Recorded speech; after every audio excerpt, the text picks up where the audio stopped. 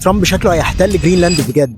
بس دي مش حاجة عادية، ده معناه ان هو هيحارب اوروبا كلها. اللي بيحصل دلوقتي عامل زي اللي حصل بالظبط ايام الفنان النمساوي ده. قبل الحرب العالمية الثانية هتلر قعد يقول حاجات غريبة كده عشان ياخد النمسا، وكمان عشان يحتل اقاليم في تشيكوسلوفاكيا بحجة ان الالمان اقلية هناك، وانجلترا وفرنسا طنشوه وقالوا له براحتك، وكانوا شايفين ان الالمان اتظلموا قوي بعد نهاية الحرب العالمية الاولى. لكن هتلر لما لقى انجلترا وفرنسا سايبينه كده قرر انه يكمل فيها ويحتل بولندا، وهنا بدأت الحرب العالمية الثانية. دلوقتي بقى ترامب نزل سكرين شوت للشات ما بينه وبين رئيس فرنسا ماكرون. I love the French accent. Macron. والرساله اللي بعتها رئيس فرنسا لترامب بتقول له احنا سيبناك تعمل اللي انت عايزه في سوريا، وسيبناك تعمل اللي انت عايزه في ايران، بس ما تعملش اي حاجه في جرينلاند. اللي بيحصل دلوقتي قريب جدا من اللي كان بيحصل قبل بدايه الحرب العالميه الثانيه. وكمان الدول الاوروبيه بدات تعمل تحالفات جديده ناحيه الشرق، وفي اخبار انهم هيبداوا يستعينوا بالصين اكتر. طبعا حلف الناتو ودول اوروبا بداوا يرسلوا قوات لجرينلاند للدفاع عنها. طبعا ده بيهدد بشكل كبير اصلا حلف الناتو، وان حلف الناتو ممكن يتفكك في الايام اللي جايه دي. وكمان رئيس وزراء جرينلاند اعلن ان الناس او شعب جرينلاند مستعد يدافع عنها ضد اي غزو امريكي. فكر ده ممكن يبدا حرب عالميه ثالثه زي ما حصل قبل كده بنفس السيناريوهات تقريبا، ولا انجلترا وفرنسا هيقدروا يضغطوا على ترامب عشان يرجع عن الخطه المجنونه بتاعته؟